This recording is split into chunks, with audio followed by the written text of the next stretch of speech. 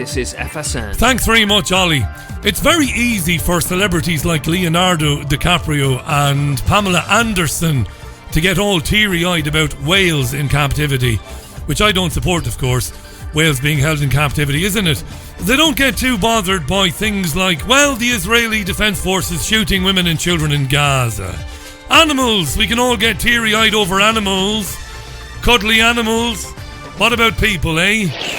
Asking the questions mainstream journalists will never ask. This is your Richie Allen Show on richieallen.co.uk, Fab Radio 2 in Manchester, and triggerwarning.tv.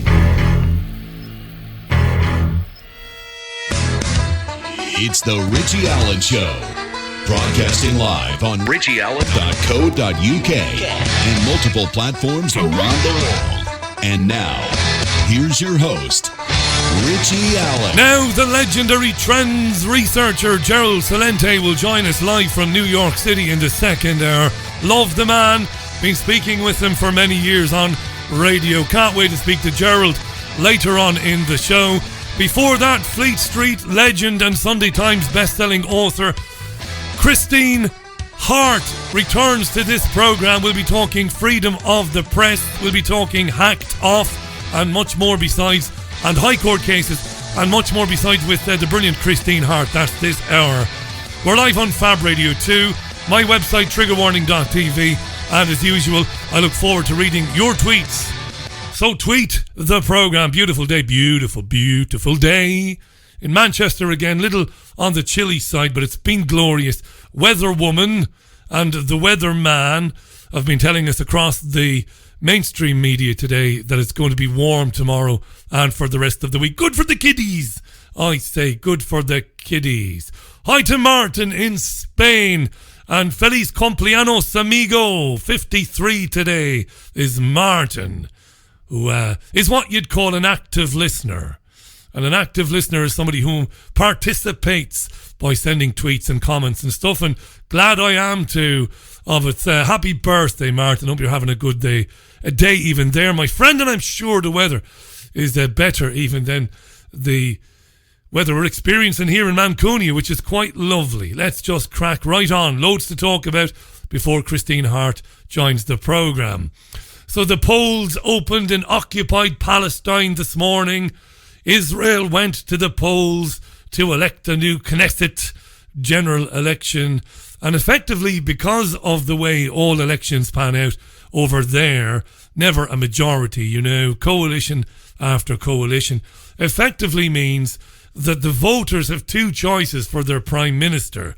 The man who ordered the mass murder of Palestinians in 2014 and still does, and the commander of the IDF who oversaw Operation Protective Edge in 2014. So it's Benjamin Netanyahu and Benny Gantz, lunatic asylum there in Israel.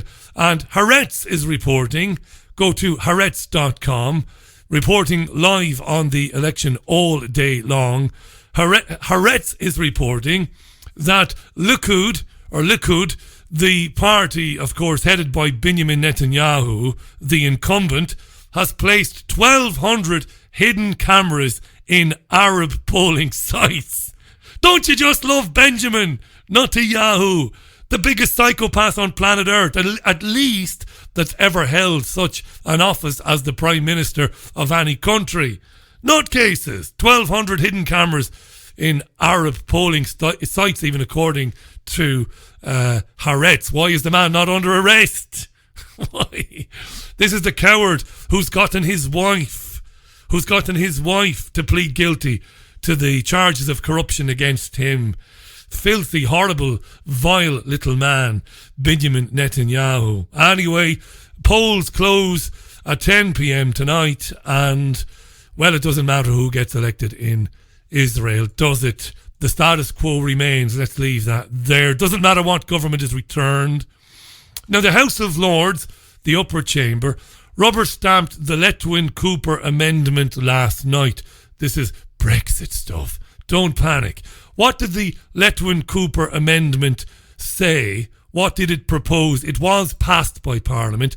Well, it rules out no deal and it meant that Theresa May must ask for yet another extension.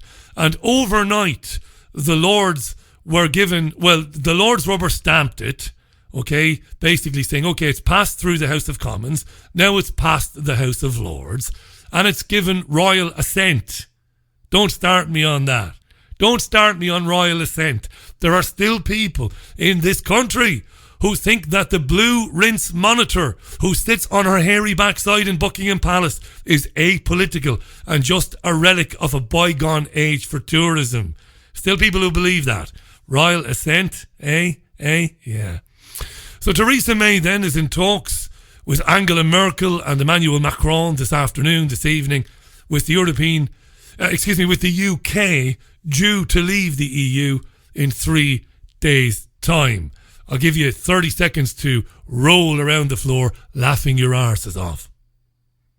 All right, maybe not 30 seconds. So May is asking Macron and Merkel to back her request to delay Brexit again until June 30th. There is a summit tomorrow when all EU states will vote on an extension. Cross-party talks also continue back in the UK.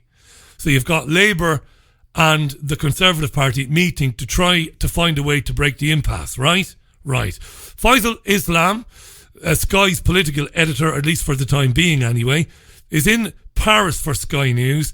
So what does he think? What does the French government and what does President Emmanuel Macron make of Theresa May's request for an extension now, and how long should it be? Faisal Islam. I think the mood music we're getting now from the Elysee is that they want to attach conditions to any longer extension.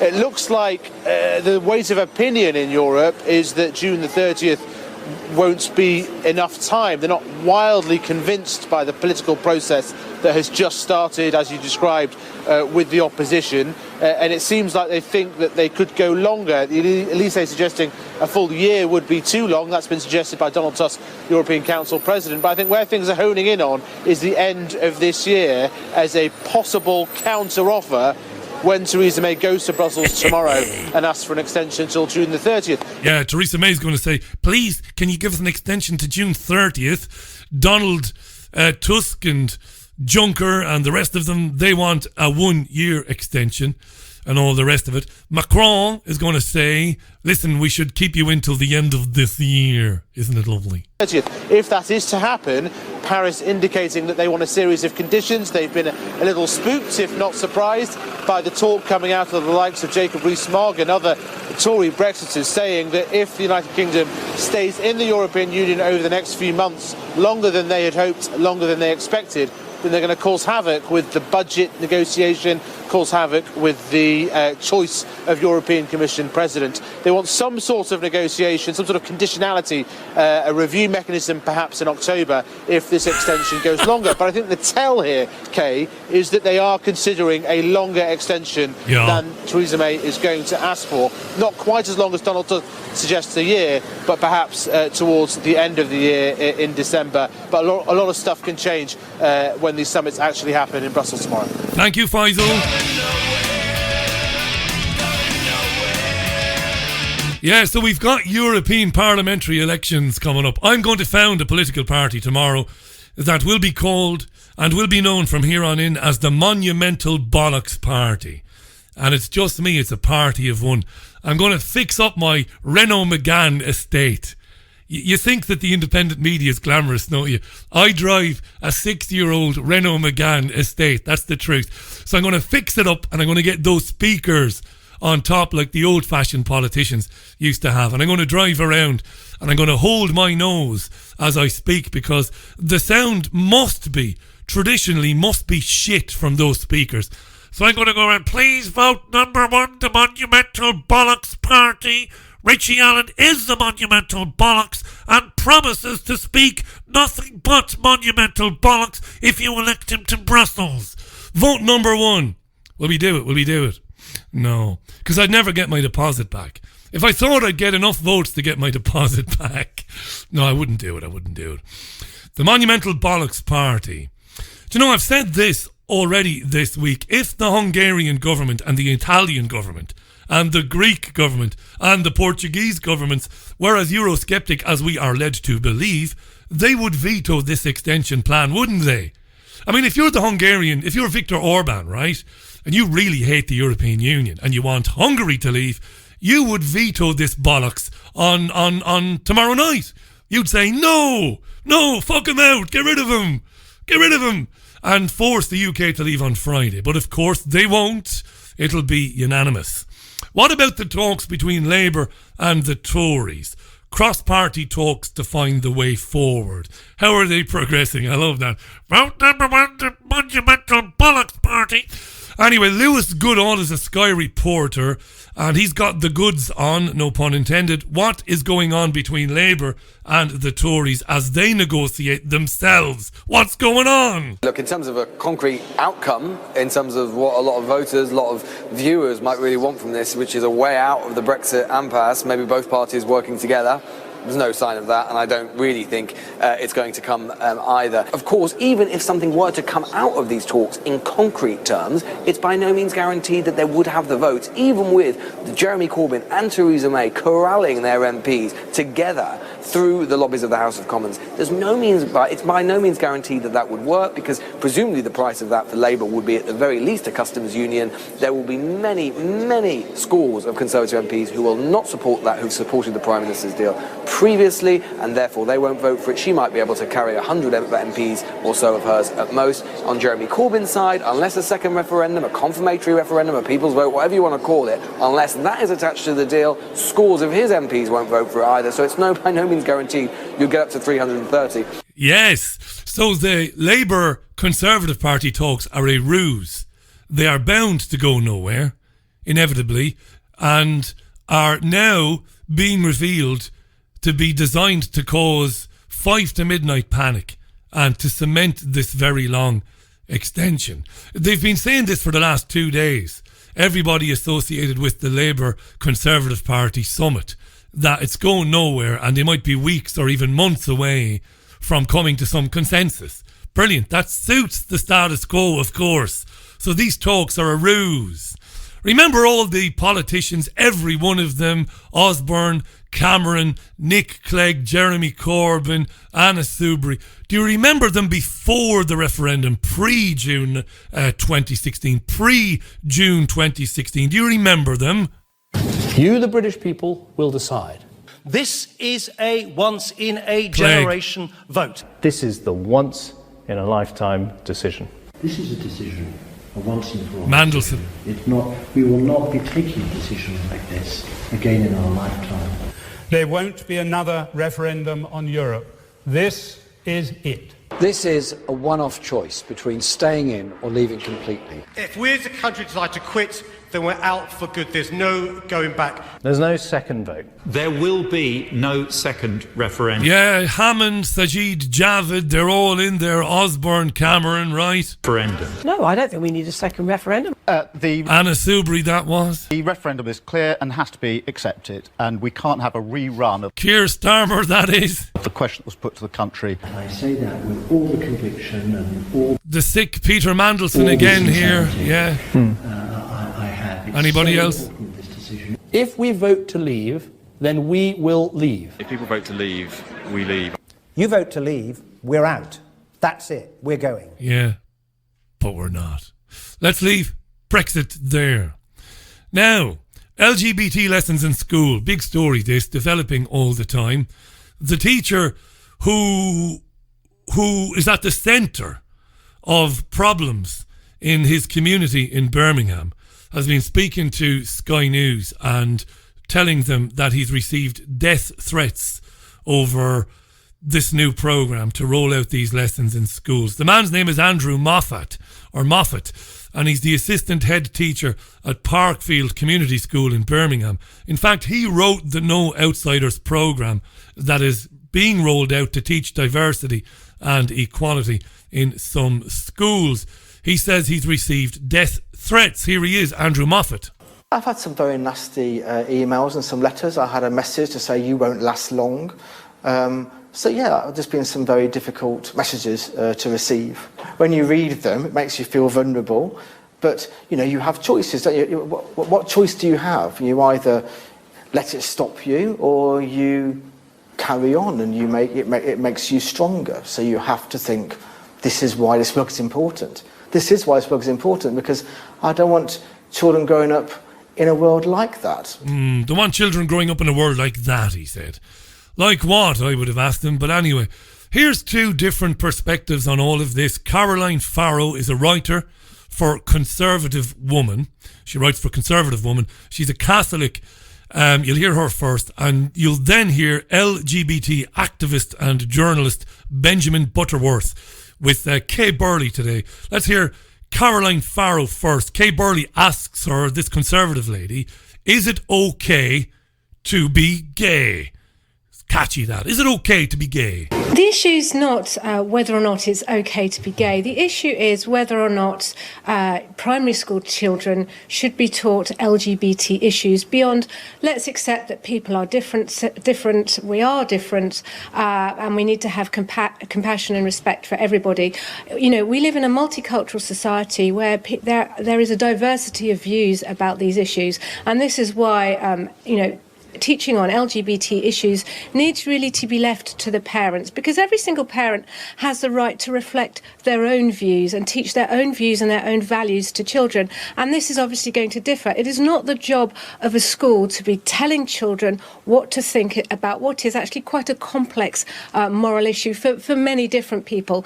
And I think as well, it's interesting, I've been quite involved in this debate, and I myself have received violent threats and rape threats as a result of my stand on the transgender issue, for example.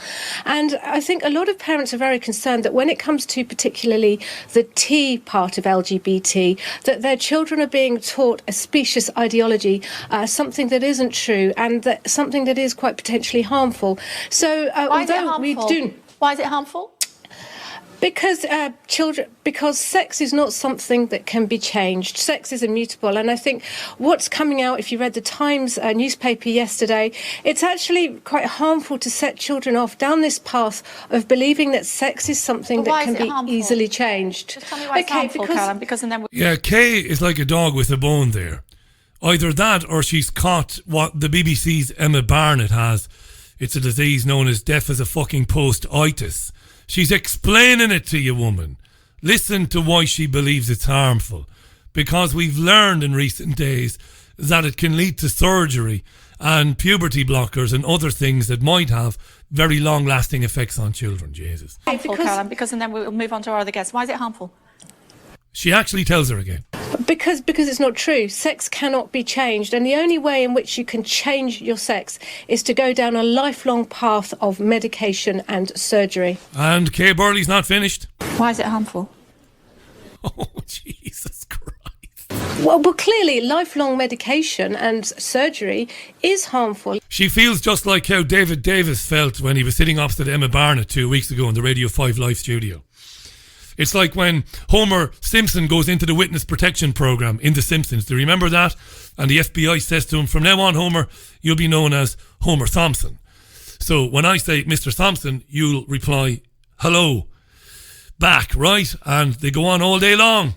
And Homer can't get it. Kay just can't get what she's saying to her. Well, when you go through that whole sex reassignment process, it has harmful physical effects. And of course, we don't know what the long-term effects of things like puberty blockers are.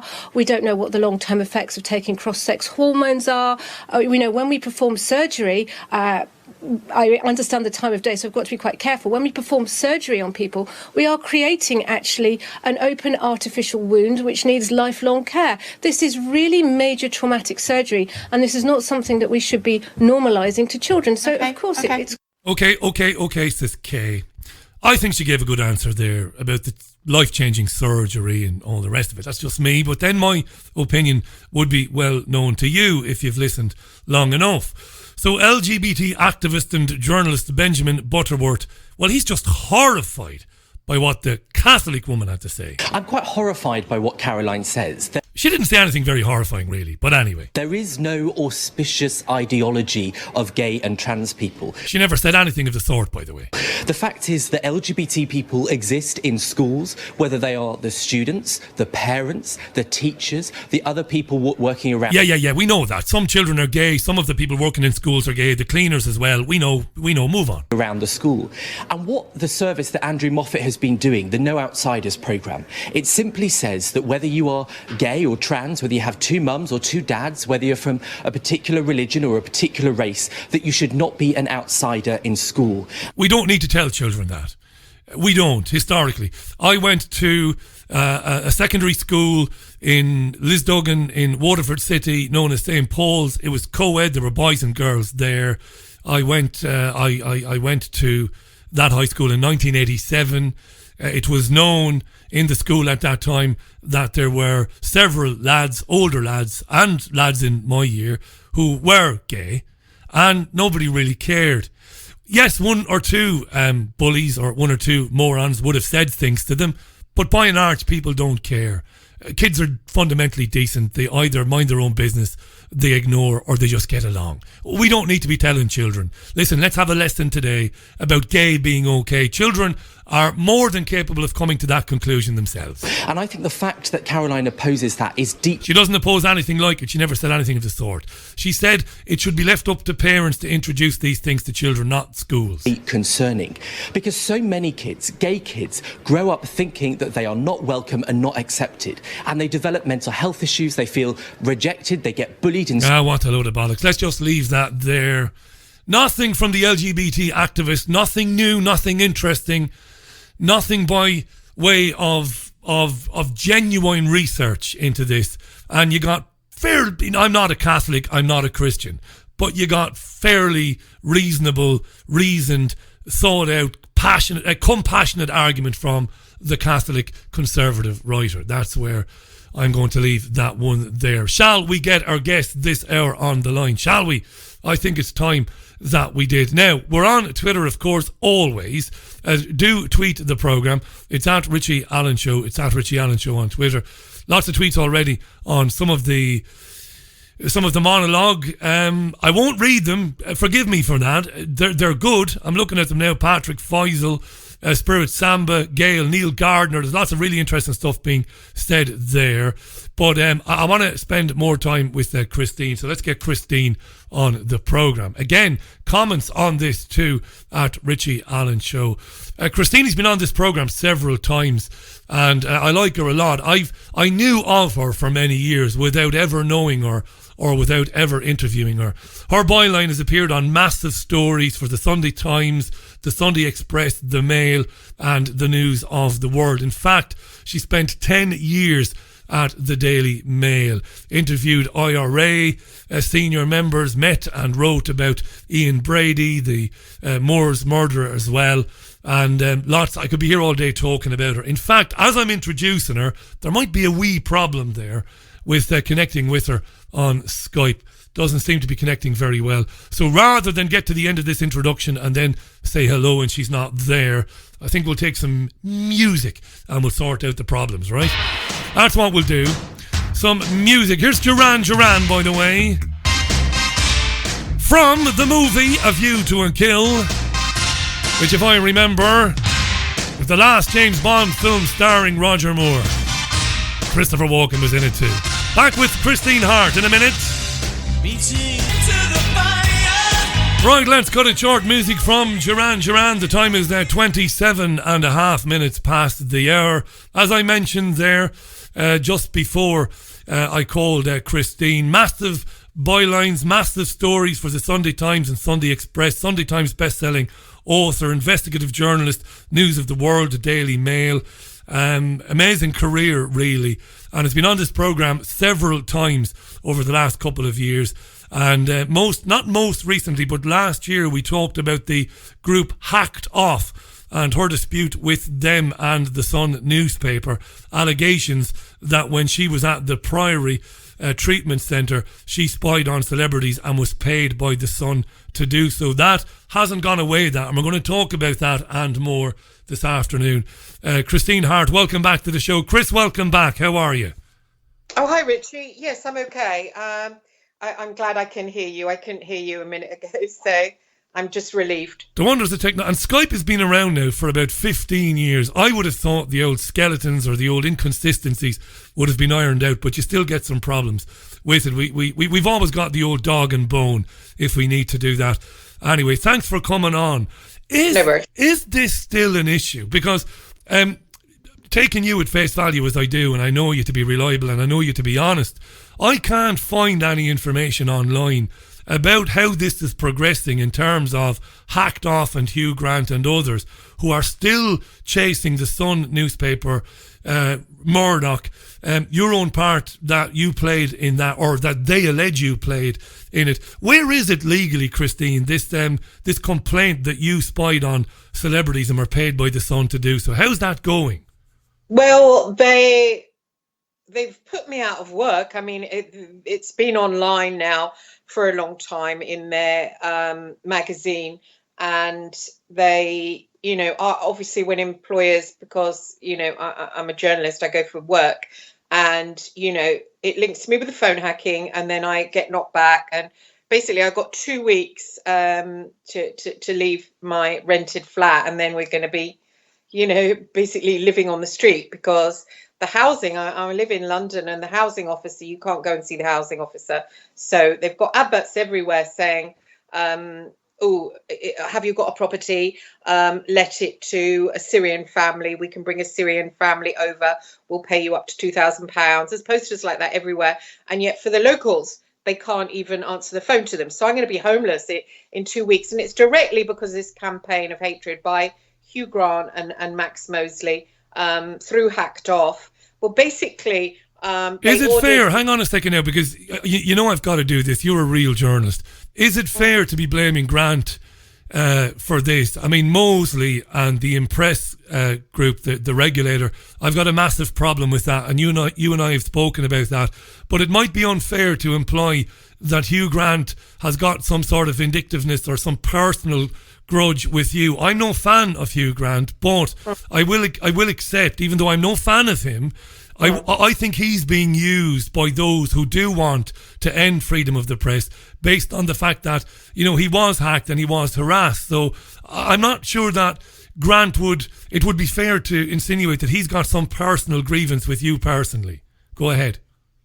Well, I think there's a vindictiveness there. I mean, I spoke to Impress and I said, get it down, because the fact is, when I go for interviews, they're pointing it out and they're saying, blah-de-blah. So it is affecting me. So I went to Impress and I said, take it down. And they said, well, you've got to point out which bits are incorrect. And then they're coming back and saying, well, this we're just reporting as it's been reported in court. Now, what's happened? Graham Johnson, as you know, came to me, and he works for Hugh Grant, as you know. He's always on the phone to him. They go out drinking together, so you can't say they're separate. I mean, it's his company, really. So he's working under his direction. He came to me and said, Hugh Grant will make my book into a movie. Now, it's not that far out of the realms of possibility, because if you look online, you can see that Jane Campion's sister Anna was going to make a movie out of Searching for Daddy. So that's online already. So it wasn't, it was that uncharacteristic that would happen. Okay. So I said, well, fine. And they said, all you've got to do is say you spied in the Priory for the Sun. So, I mean, I know, I shared it with before, and people said underneath, well, you shouldn't have accepted the 15 grand bribe that they were offering you. But the fact is, I didn't accept it. Now, I went to meeting with Graham and meeting with the MP, Evan Harris. Went out to dinner. We talked about it. Evan said, you can do it the nice way or the nasty way. And if you don't cooperate with us, things will get really stressful for you in your life. Now, I was an unemployed single mother, so life obviously is stressful anyway. I felt a little bit angry about that. And so I had the choice as a single mother who was, not able to find work because of all this going on. They were doing stories about me. So I had a choice either to get on the good side of them and cooperate with them. So I decided to. So I accepted, I signed a contract to say I'd spied at the Priory on these people, and that I'd spied on Jerry Halliwell having a baby in the Portland. And I got to the point, they put me up they paid for me to go and live in a riverside, a beautiful riverside house. And I moved in there. Yeah, I accepted that. And it got to the point where I decided that because it would entail lying to a judge, that I couldn't do it because I didn't spy on these people. Okay. Now, I was asked by various journalists, but I chose to not do it. And I chose to tell my therapist, who was Robbie Williams and Kate Moss's, Ruby Wax's therapist, Mark Collins, who runs the Priory. Yeah. He has shares in it. And, he's a friend of mine. He's my therapist. I confided this in him. And he said to me, well, just tell them the opposite of what is, or just say, yeah, I saw that one. They'll get sued. So I did that, and they got sued a lot. And I can even, Caprice was one person that sued them. There was a few others that sued them. So I thought, well, if I get them sued, they won't ask me to do that. I'll just get, proper journalistic work, which I was doing. And it didn't really work out. And then there was a whole scenario with the same guy who was bullying me left, right and centre, saying, you've got to do this, you've got to spy there. And so in the end, I was pretending to him, that I was, just to keep my job, because he said, I'll push you out if you don't do it. And I needed my job, and I did enjoy my job. And so eventually he ran this kind of weird scam on poor Heather Mills. Hold that thought for a second. No, because I know there are people hearing this for the first time. So we've got all the time. We've got half an hour from here if we need it, 35 minutes. And look, I don't have to tell you how it goes. You're a journalist and a broadcaster yourself. Christine is not only a vastly experienced Fleet Street journalist, but a very successful one. Rubbed shoulders with the people she's mentioned for years. She's not a name dropper. This is a fact. She knew these people. She spent time in the Priory herself for her own reasons, and we've gotten into that on programmes past, and we might get into it again in the future.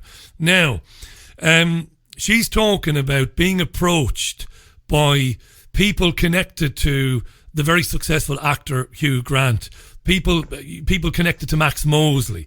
These people want to impose a very austere, a very stringent press regulator in this country, which would really be the death of freedom of the press. I've talked a lot about what they want to do on the programme before. They're desperately keen to get to Murdoch and others like him and to expose him and to try and bring him down and all the rest of it. So at a particularly vulnerable time in Christine's life, Christine says, I'll take her at face value. I've never met Christine, but I've been interviewing her over the last couple of years. At a difficult time in her life, they came to her and said, look, we'll get the rights to your Sunday Times best-selling book, Searching for Daddy, which is a brilliant book, fantastic, sold hundreds of thousands of copies. You've just got to admit or go on the record and say that you spied on people while you were at the Priory at the behest of Murdoch's son, and so on, so on, so on. And not in the best of situations. Now, a lot of people, Christine, will be really pissed off at you, and they will say it's unacceptable that you agreed to do that. And, and you know this, you're a big girl, right? You know this. There'll be people listening to this, and that's absolutely unacceptable that she agreed to do it. Some would say, well, fair play. She recanted at a later stage, and she agreed to do it. She then, as she's been explaining in the last few minutes, then said, well, no, not going to go in front of a judge and perjure myself and lie and say that. And of course, that brought about problems. I'm desperately sorry to hear about your housing situation, and we can come back to that in a few minutes' time. I genuinely am sorry to hear that. And I know how difficult it is to be in the middle of it. I don't know how difficult it is personally, but I can imagine somebody of your experience to be in the middle of this mess, trying to find work and get editors to trust you and all the rest of it is difficult. I appreciate that. So where are we with all of this now then, with these people? Well, it's gone to court, and I got together with another journalist who they had smeared. Now, he's an ex-editor of the Mail on Sunday. They had smeared him. He was very angry with them. He'd gone to Impress then had said no, whatever. They had a cheat to come back to me today, Impress, and say, because I said Mosley and Hugh Grant are angry, and of course they want blood, and why are they going for my blood? Because, I came into the press via them calling me the devil's daughter. So I said I had my life ruined and I had my marriage prospects ruined, and I only went into it because there was nothing else to do. So I know how they feel, but they can't just get blood out of me. Now, what happened, I got the sack because this guy, the same guy that was bullying me to do the spying, he did a big scam on Heather Mills, sent her fake emails. Then he threw me this mobile pay-as-you-go and said, speak to her. Now, I spoke to her, and then he went to Rebecca, Rebecca Brooks, worked alongside, and he said, oh, she cares more about Heather. Listen to her, putting Heather before News International. So I just got dropped. And when you get dropped, listen, I've been working for News in 20 years. They don't even answer the phone. When you ring up and, they hear it's you, they just hang up. Every member of staff does that. And it's a really weird, you get totally, everything shut down to you. It's a kind of weird, it's weird, I mean. And what does it mean then if you went around the corner to the Daily Mirror or you went around the corner to the Express? Does it mean that, unknown to you, they've been in touch with these people saying, listen, she might be brilliant, but she's trouble, give her a wide berth? Is that what happens? No, not really that. No. After the hacking came in, a lot of the newspapers, I used to work for the Daily Mail, and the Daily Mail dropped anybody that was connected with investigations work. And because I'd gone into Fleet Street as a private investigator, but then around 1998, I started writing about the Omar bomb, and then I went to Belfast, worked for the Sunday Times, got my bylines in there, and then sort of was more of a journalist. But so anybody that had been an investigator, they dropped them. They wouldn't speak to them. It was really, I was really cut out, but I had the Sun. And so when that happened, I actually had nothing. And, it was only ages later that Graham Johnson, now I knew Graham Johnson and I'd introduced him to the IRA in Kilburn, and he knew me as a journalist. But now when he writes about me, he just calls me a blagger, which is kind of disgusting. Now, hang on a second now. So you mentioned this at the beginning of our conversation today. So this is Hacked Off and Impress.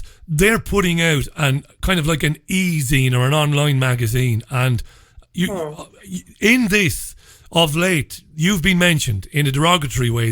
Yeah. They're saying that I dressed up in a white coat. I pretended to be a doctor called Dr. Penelope Harris, and I was going round different hospitals spying, and I was ringing up saying I was a psychiatrist to the Priory. Now they know my name because I was, I go there, I go to their parties, everyone knows me there. So how would I possibly ring up and say, oh, hello, this is Dr. Penelope? They'd be like, I've got quite a distinctive voice, I think. So they'd be like, well, Christine, that's you. Do you know what I mean? And but here, hang on a second now, Christine. Would somebody else have been doing that? It might sound like an irrelevant question, but it is kind of relevant. You swear that you weren't doing that when you were at the Priory.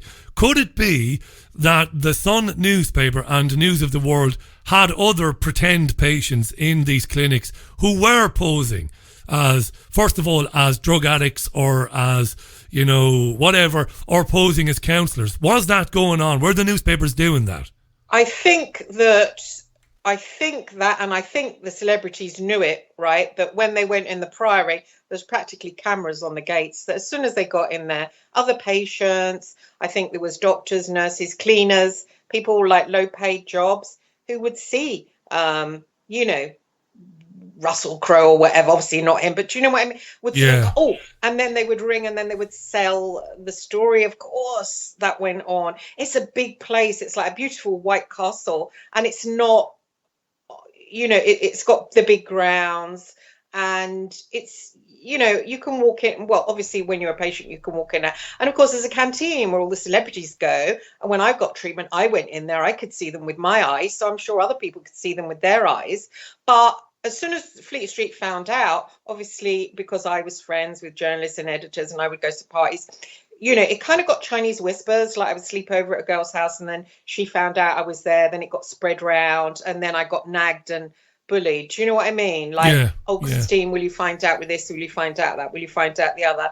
The same as, when they found out I knew various serial killers, they would hassle me to find out. Journalists can be really quite aggressive.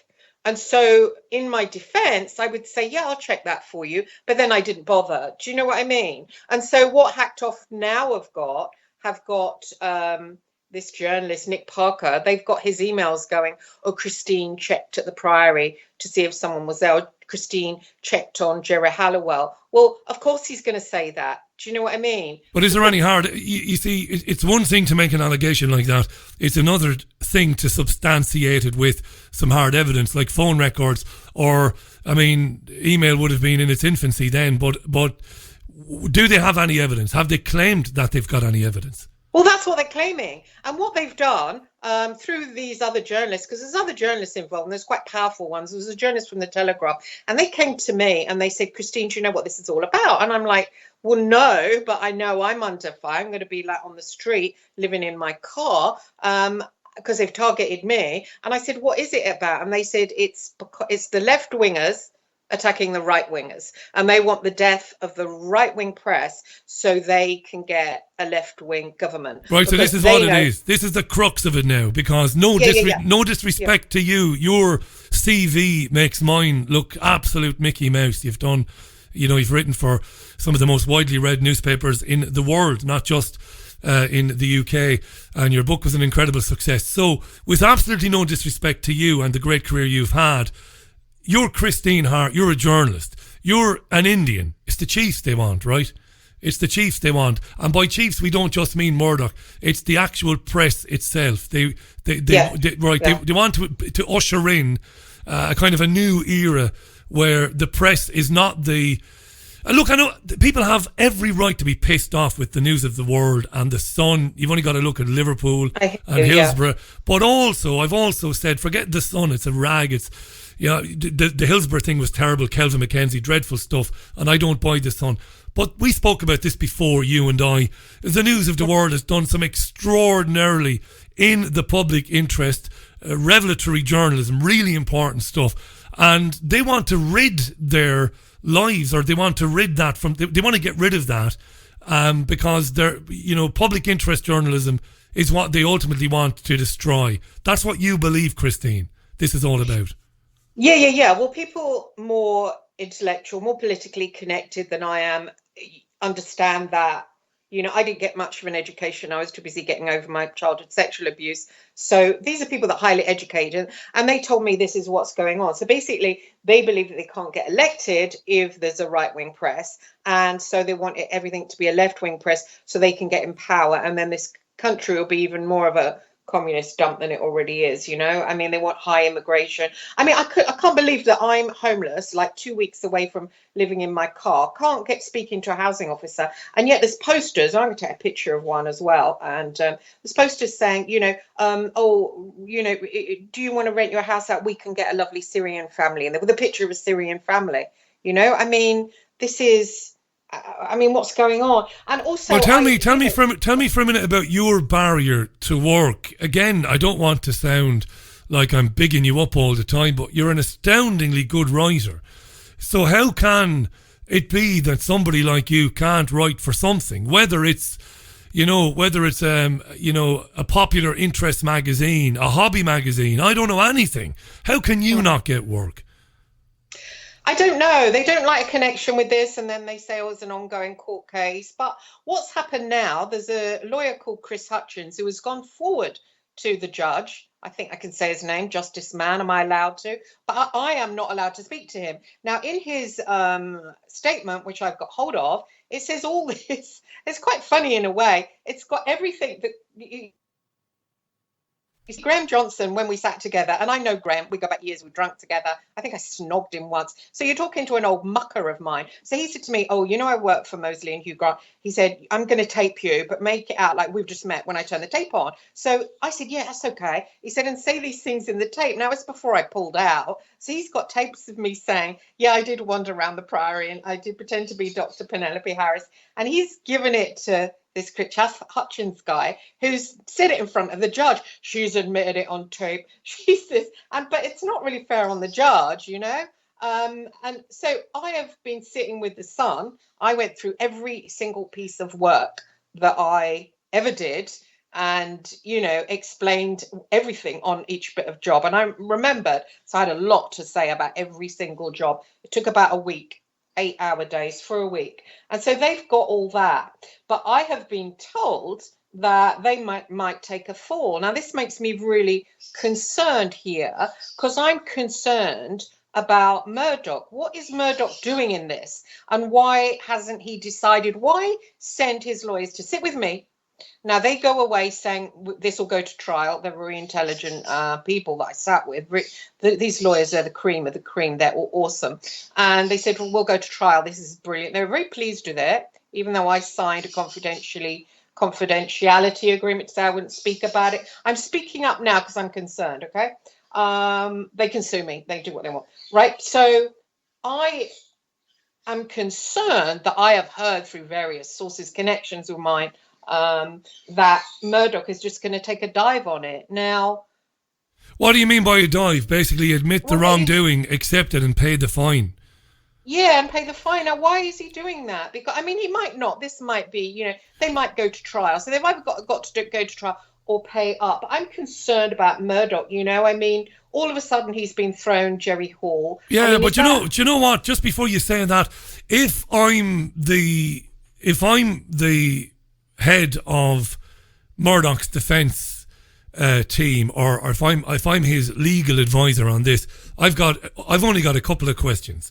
I'm going to say to Murdoch, during the time that Christine was at the Priory, can it be shown that stories were appearing in The Sun with intimate details about the lives of these celebrities?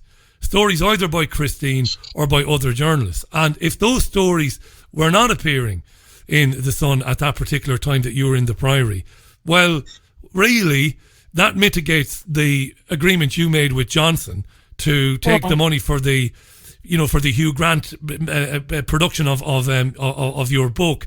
So what was going on while you were in the Priory? Were stories appearing in The Sun with intimate details of these celebrities' lives?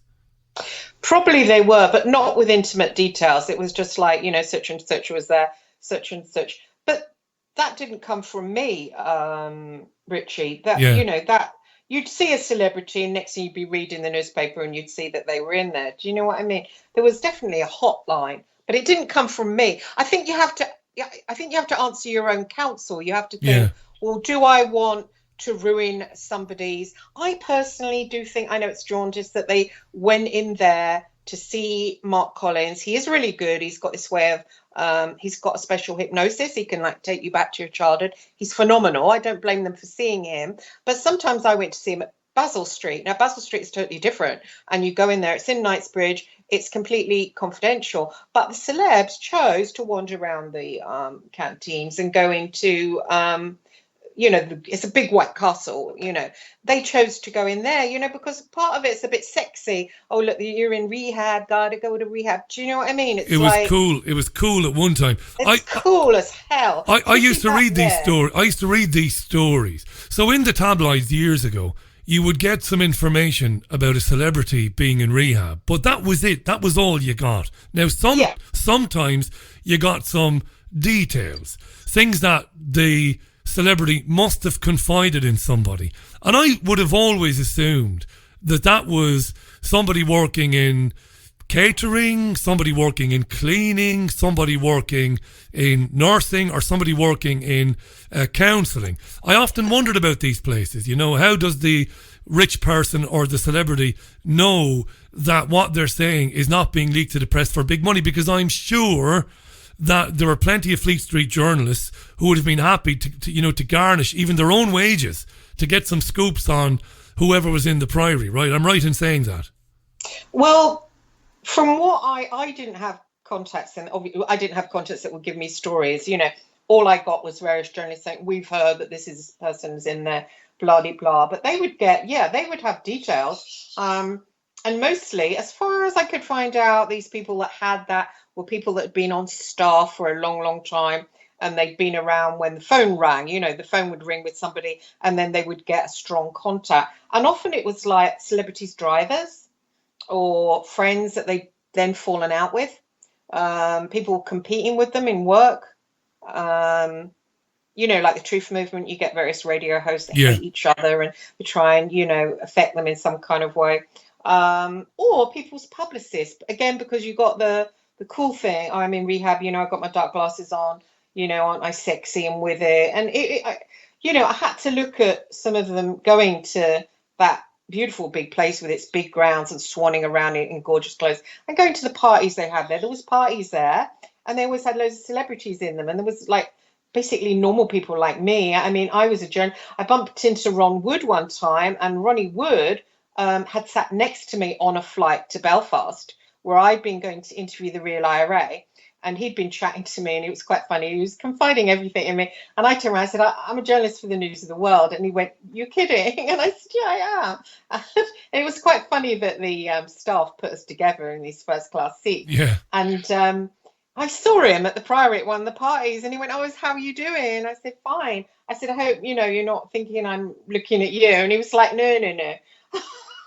But, that was how it was, Well, it would have been. I mean, you would have been very well known, and anybody, who was in the public eye bumping into you would have been watching their P's and Q's. Now, Well, I think Mark would have told them. I think, Ruby Wax used to come in and out when I was there, and I think Mark would have told her who I was. I think because he was like that, and he used to say to me, I used to come in, "Oh, how come you can't work for those creeps, and it's sadistic." And we used to talk about it for hours on end. I was so open. He was my therapist, so I told him everything. You told, and for anybody who wants to know Christine's own personal story, those interviews are on her own channel on YouTube, and they're on my channel as well, and they're on Podomatic. Now, I want to get into what this might be really all about.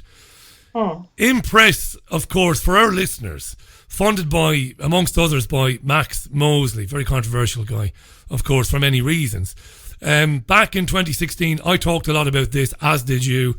It became the first officially recognised press regulator, and it was given Royal Charter recognition, despite the fact that to this day, no newspaper, no major newspaper anyway in this country recognises it or has signed up to it. It's very controversial. The Culture Secretary, former Culture Secretary Karen Bradley, has described it as a threat to a vibrant, free local press. It's been rejected by all the big nationals. One of the things they wanted to do, is they want to bring in this thing whereby if a newspaper is sued for libel by anybody, by a celebrity or by a member of the public, the newspaper's got to pay effectively for the trial. It's got to pay for the legal representation for its accusers. I remember talking about this at the time back in 2016, even going back before that and talking about it with you. This is everybody who's interested in freedom of speech, freedom of expression, and in a free press should be pretty terrified of what the plans are. People like Max Mosley and the group Hacked Off, the campaign group, what their plans are for the press in this country. If they get their way, Christine, it's the end of a free press in this country, right? Well, yeah, and they want a left-wing press, whatever that means, those left-wing values put on us all, like, the high immigration, you know what it all means. I'm not right-wing, but I don't agree with that, So a landscape that would ultimately favour the progressive press. Yeah. Right, the press that, is traditionally in favour of open borders, a press that supports membership of the European Union, and a press that's in favour of multiculturalism and immigration. And again, our interviews are there for anybody who wants to hear them. That's not your politics. You're not on the far right. Not that it matters whether you are or not, but it's not your politics. And that's where they wanted to go. There's been a bit of a halt to their gallop, though, in terms of the Nationals refuse to do effectively it's not the best way to put it, but the papers won't do business with them. Where are we with all? But where is Murdoch on all this? I have to look at. I mean, they're all the Hollywood cabal, aren't they? And he's part of the elite, isn't he? A member of the Knights of St Malta, and I've heard it said. Yeah, I mean that sort of thing. I don't know for sure, but yeah, I've heard it said. So he's with cabal, and all of a sudden he's got there was the phone hacking, and the paper Yeah. that paper died. It didn't particularly need to. And this is happening now, and in the middle of it all, he gets the gorgeous girlfriend. I mean, I'm just a little bit suspicious about Murdoch, but we'll see. So you think, so your own story, the part that plays in the overall hacking thing, is ultimately designed to bring Murdoch and the major newspaper owners to heel, where they agree to accept the regulation of impress. That's what you think it's all about. Yes, I do. I just think it's highly suspect. And I think it's highly suspect that he's not going to fight this in court. I mean, why sit with me for so long to, go over every single job? Why put me under contract, but I'm not allowed to say anything to anybody? And here I am talking to you, but I just feel concerned with it at the moment. I'm not going to be somebody's pawn on the chessboard that's just squashed and used, just basically used, Absolutely. And because I want to finish up with, I don't want to be depressing you, but talking about your own situation. But it was last week, because I like yourself, I read every single newspaper. I don't know if you still do, but I do every day of the week for this program. But last week, didn't the PRP basically confirm or recognise impress? That's the press recognition panel, by the way, if anybody doesn't know the PRP. I think last week, 2 weeks ago, was it? 2 weeks ago, they confirmed impress as their approved independent press regulator. That's very worrying. And if that's true, and I think it is true, impress is now, it's gaining momentum all the time. I mean, we know it's already regulating 109 small titles. So they said to me this morning, because I said, I feel it was a campaign of hatred against me. And they said, you're abusing us. And if you carry on abusing us, then we're not going to speak to you. False allegations are abusive. So I copied it and pasted it back. And I said, but your false allegations about dressing out in a white coat, calling myself Dr. Penelope Harris, to a man that I loved. I adore Mark Collins. So basically shitting on him, basically saying to his face, but basically shitting on him, trying to ruin his setup. It's like me, Richie, coming round your house, as your friend, I respect, I really like coming round your house and sort of looking through your drawers and going to repeat it somewhere. I just wouldn't do that. And I absolutely adore Mark Collins. Anybody that's had therapy with someone they like knows how you get a complete transference on the man you go and see, and all his female patients absolutely kiss the ground he walks on. I mean, does anybody? Sorry, I'll take that. I don't know, but you're here. It's terrible for me, and it's terrible for you when you've done your own interviews online and on YouTube, and that it's difficult because when you approach the other side for comment, as we are obliged to do as professionals, they just don't get back to us. I'd like to get the other side of this, but they just never. I mean, previously when you've been on, I've gotten in touch with any number of people mentioned and named and said, look, I've had Christine Hart on. You know who she is. Come on the program and have a chat with me. And they just don't want to do it. Does anybody remember Dr. Penelope at the Priory? Is there anybody corroborating any of the stuff that Pat were claiming? Nobody. Yeah. You see? There's not. It's all, they're all friends. There's not anybody. Impress is friends with Byline. So it's like, literally, I mean, it's crazy. It's just silly, isn't it? It's not an independent. But I have got a documentary filmmaker and I have got the Telegraph interested. And they're all, because of my past, because of the serial killers thing, and because I've been quite a high profile person, there's a story there. So they're monitoring it, and they were involved right at the beginning. Richie, when Graham Johnson first rang me, I spoke to Sylvia Jones, who used to work for the BBC, and she said, right, I'll arrange for someone to tape you up. So when I went along to have dinner with these people, I was taped up anyway. So right from the word go, the other side knew. So they're saying, oh, this went this way, but it all should be brought before a judge, all of it, not just the judge hearing from a lawyer, hearing what Graham Johnson has got to say. When when they bribed me with the money and said, right, say this into the tape, and then and now it's got put in front of this poor judge. I mean, because they're making... It's always going to haunt you, that, Mickey you out of know. him. You are a big girl, and you know this. It's always going to come back to bite you in the backside. In terms of that case, that you did take that money, and you did say on the record... I didn't. I didn't take it. So no, you didn't take the money in the end. No, of course, no. But I wish. You're on the tape. I didn't take it. I pulled out because I said.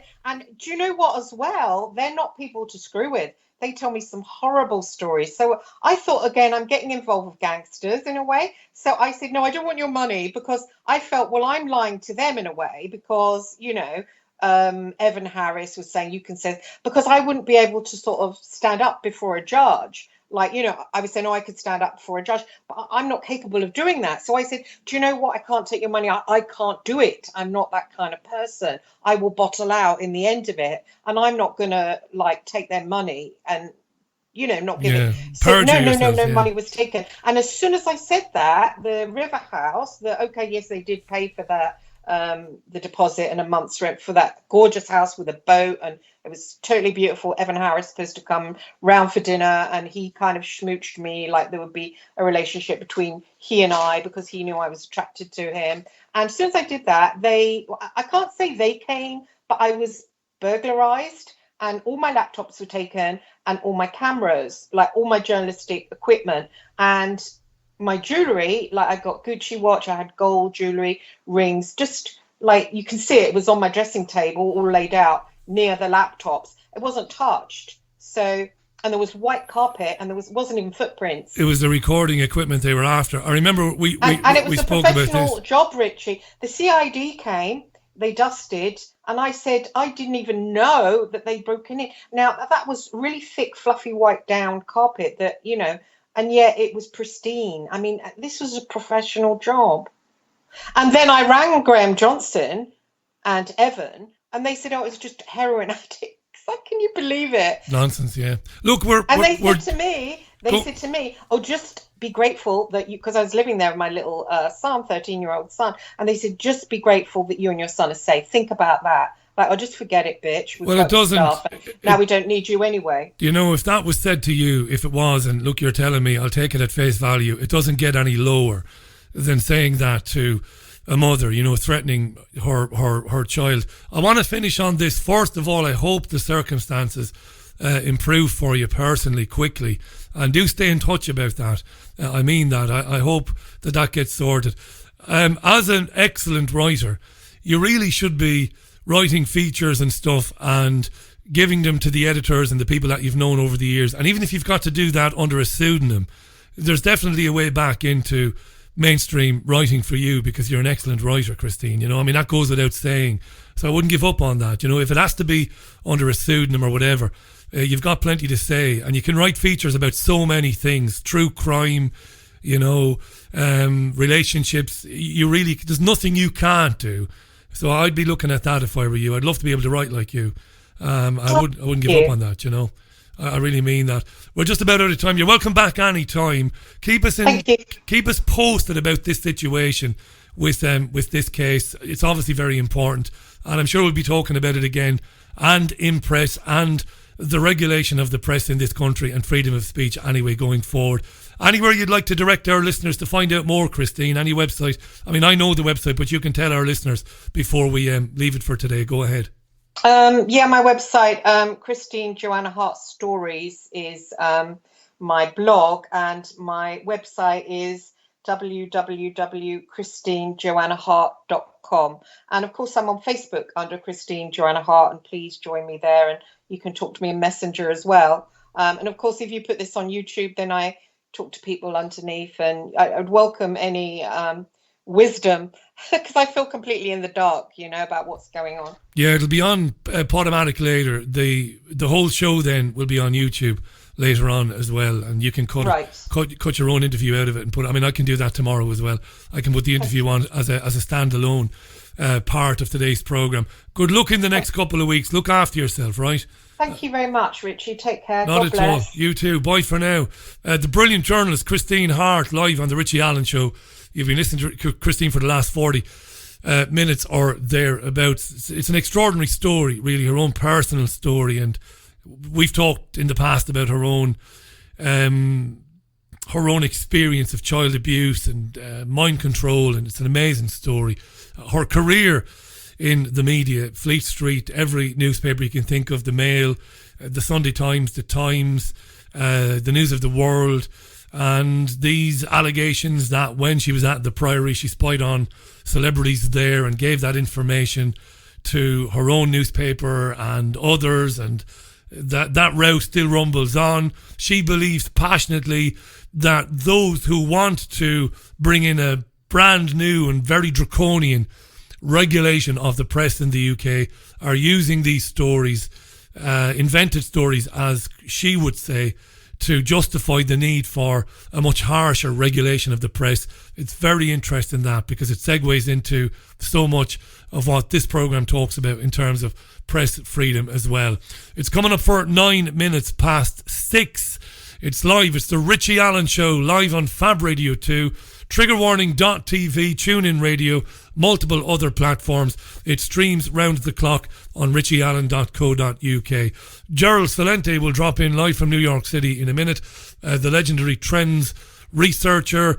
Do subscribe to the journal. It's fantastic. The New York Post has said about Gerald Celente, if Nostradamus were alive today, he wouldn't be able to keep up with Gerald. So I'm looking forward to catching up with him again in a couple of minutes' time. I think it's time for a pause and a musical break. This is a track from She and Him. It's called Why Do You Let Me Stay Here? Back with more after this. This is your Richie Allen Show. There's none other like it. Support the programme if you can. Go to richieallen.co.uk. That's richieallen.co.uk. There are details there as to how you can do that if you'd like to do it. If you can't do it, don't worry about it. It's very rare for me to mention it, but I've got to mention it every now and then. It's richieallen.co.uk, bank account details and PayPal details as well. You are the only source of funding for this programme. Thank you for supporting it. It's nearly 12 minutes past the hour. Gerald Celente in about 3 minutes' time. Lots of tweets coming in.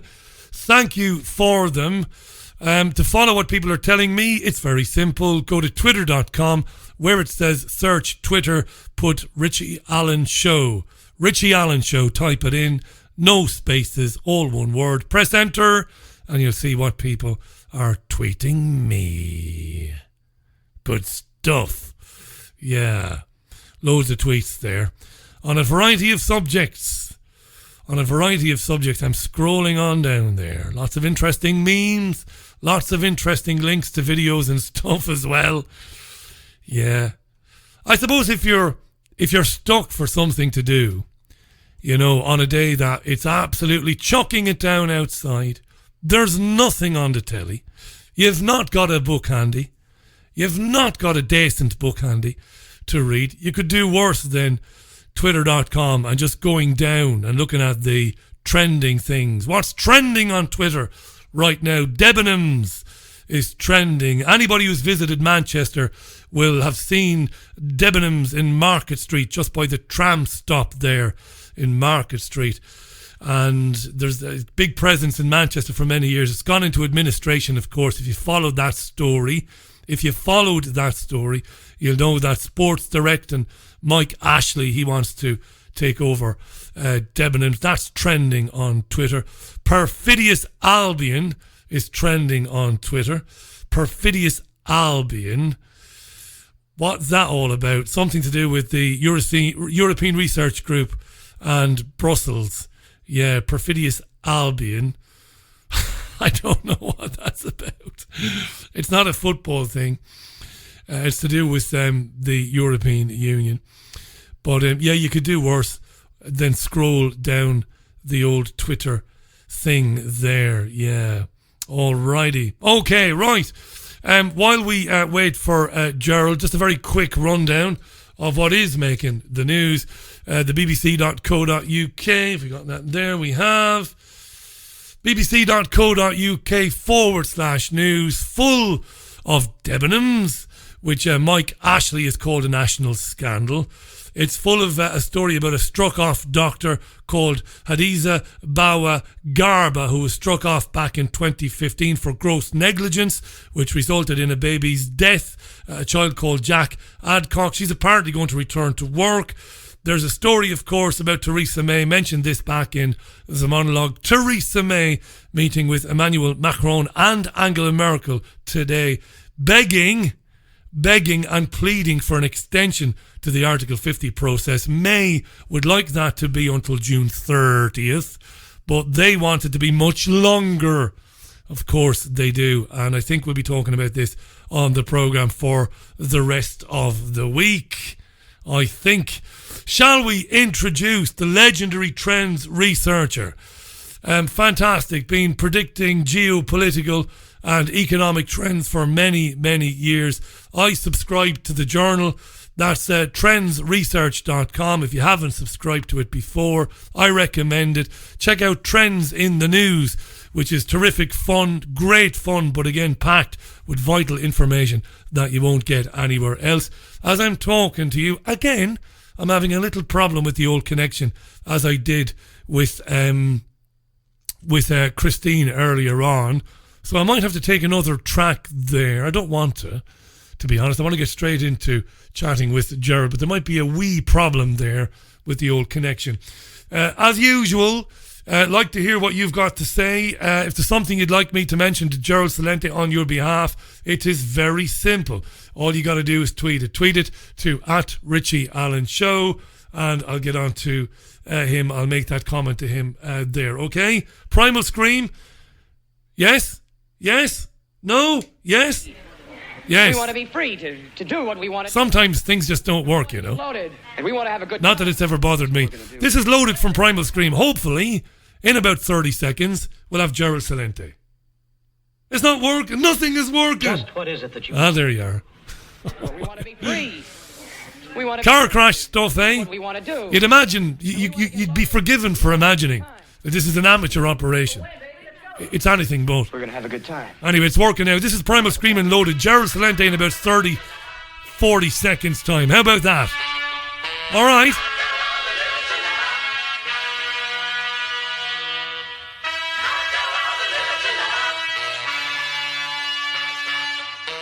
Right, let's get rid of that. Primal Scream and Loaded. Welcoming back to the programme live from New York City, legendary trends researcher, the New York Post, saying in the past, very apt, by the way, if Nostradamus was around today, he'd have nothing on the forecasting ability of the brilliant Gerald Celente. Check out trendsresearch.com. Check out Trends in the News, which is hilariously funny, but very sharp, very on point, and telling you things, discussing things that you don't hear anywhere else. It's always a great pleasure to welcome back our friend, Gerald Celente. Gerald, thanks for coming back on. How are you? Oh, it's always great being on with you, Richie, and thanks for all that you do to inform people about so many things that they can't hear just about anywhere else. So thanks, you do a great job out there, and the people out there should be supporting you 1,000%. You're very kind to say that. And you know... No, it's true, no, particularly in this age of censorship. And again, that was one of our top trends for 2019. Censorship 2019. If you don't do what they want you to do or say they want you the way they want you to say it, you know, they really take a hit on you, and they've done it to us. They've taken down some of our work and flagged it because, for example, I called about an economic 9/11 at one time. So you're not allowed to say 9/11 anymore. They flagged me because I called that guy Beto O'Rourke, who's running for Congress, the congressman that's running for president in the presidential reality show, a white Obama. Not allowed to say that. So the Richie Allen Show is a show where you're saying what you believe based on facts and information, but the censorship from the UK to Russia, from the USA to France, it's just becoming worse and worse each day. And you did say this to me back in January. You have made it a big trend for 2019, and That's not you, giving yourself a pat on the back, which you don't do anyway.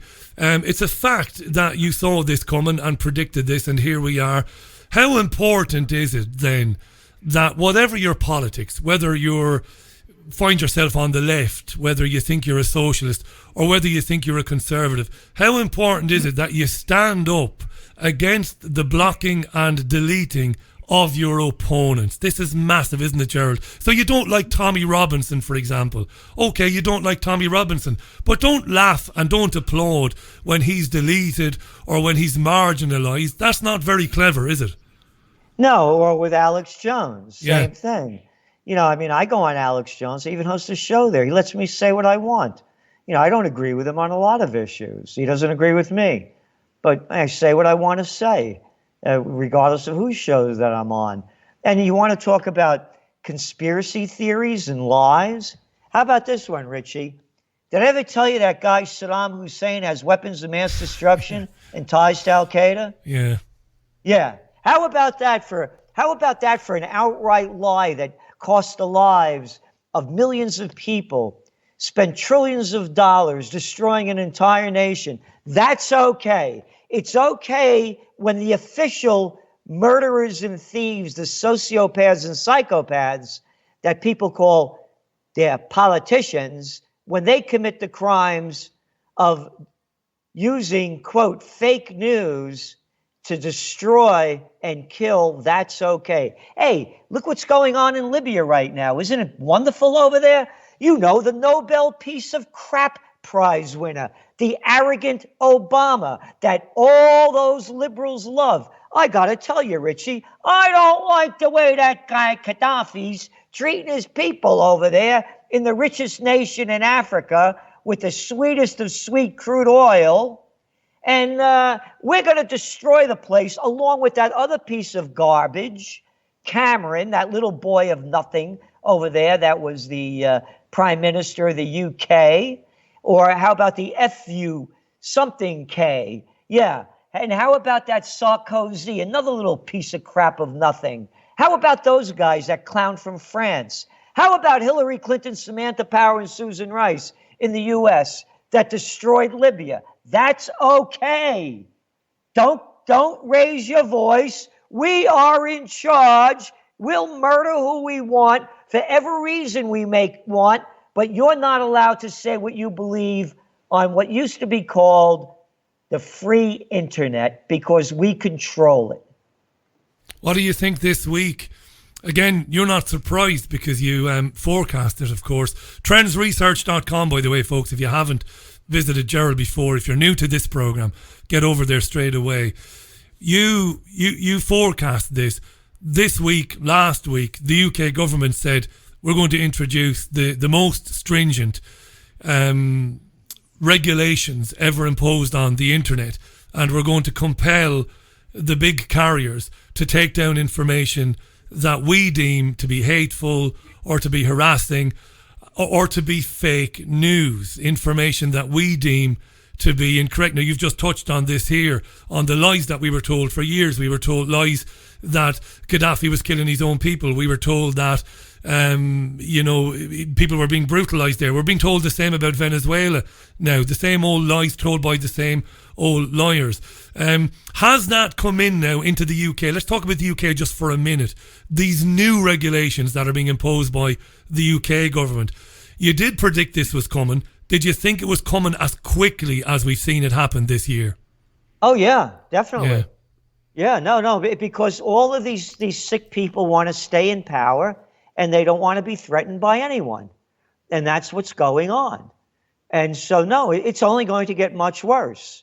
As I said, whether it's China, Russia, the US, or the UK, you name the country, they're all doing it. And so the people, there's no freedom anymore. And you're going to start seeing again, you see this ties into many different trends. And the major trend being the inequality of the 1% owning. What do you have? Let me get the number right. I think it's around 46 people or 53, something like that, have more money than half the world's population combined. Yeah, that's right. In the United States, we have 3 people Bill Gates, Buffett, and Bezos that have more money than half of the American population combined. So when I'm going back to censorship, there are, and again, look what's going on in Algeria. Take a trip to Sudan. You've been to the Congo lately? Wonderful times going on now in South Africa. Oh, isn't it great what they did in Argentina? Yeah, they're going to bring in a guy there that's a real smart businessman, and he's going to straighten things out. And now they have a 65% interest rate. And let's see, the pesos lost about 100% since the last couple of years. So they're going to be putting down the revolutions. They're going to quiet everybody down when they try to rebel. And they're taking over the media. They already have the print and broadcast media, and now they're going to take over the internet. It's as clear as can be. And again, and I forgot about the EU. I forgot to put them in there too. Yeah, and Brexit. Again, last year, you were saying to me, in fact, in 2016, you were one of the rare voices, across the pond in your neck of the woods.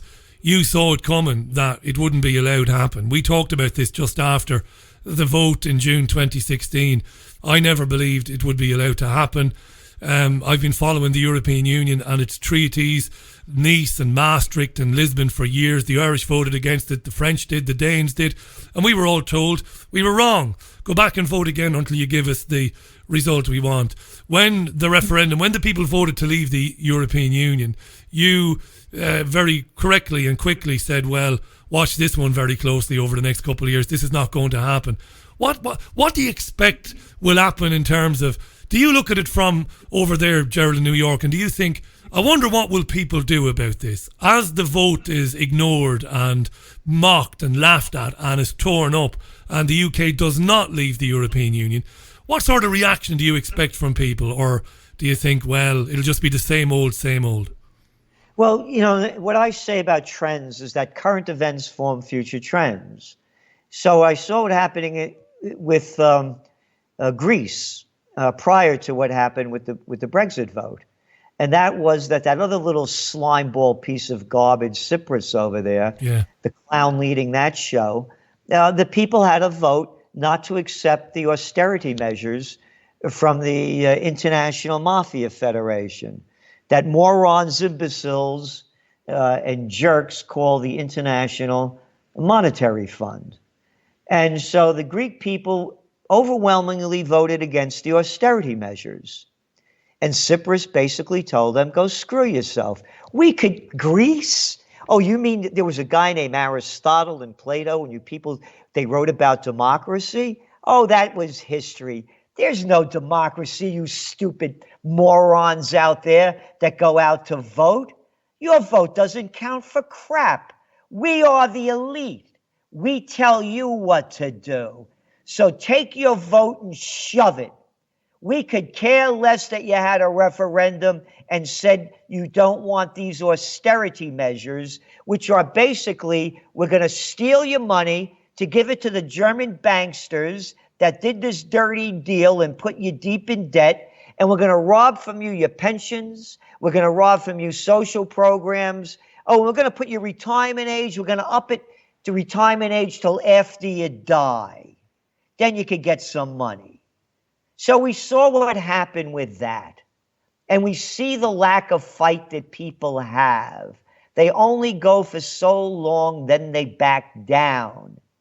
And that's what we saw happening. And that's why I said, people also forget what happened prior to the vote, the Brexit vote, with that, what was it, a woman that was killed?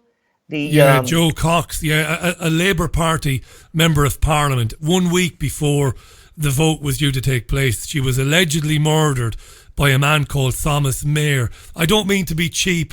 She might have been murdered by Thomas Mayer. It might have happened that way, but the circumstances were very strange. But yeah, she was murdered allegedly by a very pro-nationalist man called Thomas Mayer. Joe Cox, Gerald, that's right, yeah. Right, so now, even with that happening, they then, the vote swung way the other way against the Brexit vote. But then when they voted for Brexit. They voted to leave despite that happening. So if that didn't happen, the vote would have even been larger. Yeah. She was definitely murdered, that woman. Terrible. It must have been a terrible thing. Young woman. Oh yeah. I'm not. I'm not. Oh, I know about you that. know. No, I know you're not. No, I know. I'm covering myself. I'm covering myself. Clarifying it. Yeah. Because so somebody doesn't misinterpret what I'm saying. I appreciate that. No, you're absolutely right. Going back to it, when it happened in Greece was the foundation for my knowing what would happen with Brexit. Yeah, you got it spot on. I've been asked to put things to you. We've probably got another 10, 15 minutes left, however much time you can spare us in the next 10 or 15 minutes. It's Gerald Celente, trendsresearch.com, brilliant broadcaster, terrific writer, and has been successfully, accurately predicting economic and geopolitical trends for a long time, folks. He really has. Check out the journal if you haven't checked it out before. I've been asked to ask you, this is the gospel truth. It's on Twitter there. People can see it. People are worried about a trend, a particular trend. And I know you've written about this and talked about this going back some time. A trend towards a cashless society and how dangerous that is for people, for ordinary folks, for working folks. We reported on this programme only last year, even back in 2017, cash machines are disappearing. That's your hole in the wall, as we know them, as more and more people using their cell phones to pay, using the contactless cards to pay. And some of our listeners are saying that's very worrying because in the hands of a totalitarian state, it's dangerous for us. What do you think about the trend towards cashless? You're not happy about that? No, because what it is, the reason they're going cashless is so they could monitor every penny that you spent so they could get their cut of it, their taxes. Simple as that. And also, next time a crash happens, once upon a time in America, you can't make these names up. They had a bank holiday. Isn't that nice? Holiday. Yeah. We're on a holiday. We have them, yeah. Yeah, you can't get your money anyway. It's a holiday. And so they had, it was during the Great Depression. And in 1933, FDR, Franklin Delano Roosevelt, got elected. And they immediately called a bank holiday, which means you couldn't get your money out of the bank. And what they also did is that they said you couldn't own gold anymore. You had to turn in all your gold. That's right. Oh, and you can't get into your bank to go into the safety deposit boxes. We'll go in there with you to see what you have in there. So, and again, what people also forget, when 9/11 happened in the States, they closed Wall Street down for almost a week. So if you had certificates of deposit, CDs, you couldn't cash them in. So with the cashless society, knowing where things are going, and with the massive amounts of $250 trillion plus in debt that the world has, when this explodes, they'll be in charge. You won't be able to get your money. They'll give you as much as they want, when they want, and at what value they want to give it to you. It's all in place. It's there for everyone to see that has an open mind and doesn't believe in the political freaks and the parties that they love so much. People in the United States call them the Republicans and the Democrats, being that they're murderers and thieves. By their deeds you shall know them. I call them the Bloods and the Crips. So the Bloods and the Crips, the central banksters, are in charge, and they have cashless society so they can shaft you out of your money anytime that they want and keep the proceeds of every penny that you spent that they call tax dollars. You said something years ago, and I think you were... I don't think anybody's ever... Look, I mean, you've got your opponents, of course, and people who want to prevent you from doing what you do and stop you. I don't think anybody's ever, taken you on, had the courage to properly take you on face to face. But you've had your critics when you've said things. Years ago, you talked about bail-ins. You talked about that years ago. You said there'll come a day when countries, when citizens will be told, listen, your country is in debt. We're going to go into your bank accounts. And you must have been laughed at the time, Gerald. But then they did it in Cyprus, right? And if you've got a cashless society, you can do it anytime. You got it. That's why they want to go cashless, and they're going to. And they're going. Look, in Sweden, a lot of places, people aren't using any cash, and it's going to be even bigger in China. And China, China's, one of my sayings is that the business of America's war, guns and butter. In China, the business of China's business. China's going to be taking over the world. They have the second largest economy now. In about 10 years, they'll way be bigger than the United States. Before China was allowed into the World Trade Organization, brought to you by Bill Clinton, and then they came in officially 2 weeks after 9/11 when no one was watching, only 5% of the Chinese population was middle class. Today, over 35% is. There are more Chinese middle class than America has as a nation combined, plus another 100 million. Amazing. So they're buying up the world, and they're buying up ports, they're buying up mines. They're just doing Italy. They're going into Trieste and redoing the port over there. Could you imagine that the Italians need the Chinese to help their economy move ahead? And it's not only there; it's all throughout Africa, Eastern Europe, and South America. So as we're going back to cashless society, China, it's becoming cashless already, and that's a population of 1.4 billion people.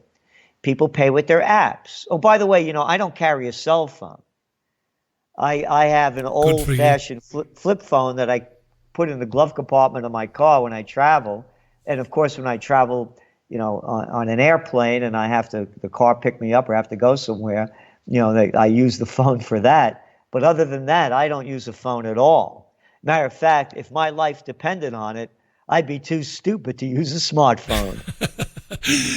I wouldn't say too stupid, but they are pretty sophisticated these days. At least the latest models are. Anyway, Gerald Celente is our guest. We've got Gerald for another 5-6 minutes. Check out trendsresearch.com, folks. I can't recommend it highly enough. What about, I wanted to ask you about this. The last time you were on was in January. Since you've been on, and again, back in the day, it sounds like I'm bigging you up, but I'm not. I've just got to be honest about it. You were a rare breed back in the day, talking about the influence of the neocon groups and also talking about the influence of the Israeli lobby in the United States. We were very interested here, and I know you've talked about this on Trends in the News, about the reaction to a Democratic Congresswoman, Ilhan Omar, who dared to talk about the extent of the Israeli lobby influence in the United States of America. It's very relevant, obviously, today. There's an election taking place in Israel. Not that it matters really which of them gets in, whether it's Benny Gantz or Netanyahu, but also in this country. Anybody who dares mention Israel's influence in this country is likely to be harassed and hounded and threatened with blocking and all the rest of it. What did you make of what happened when Ilhan Omar dared to mention the nefarious influence of the Israeli lobby? Well, it's the beginning of a change, and she didn't back down on it, and again, you expect that to happen.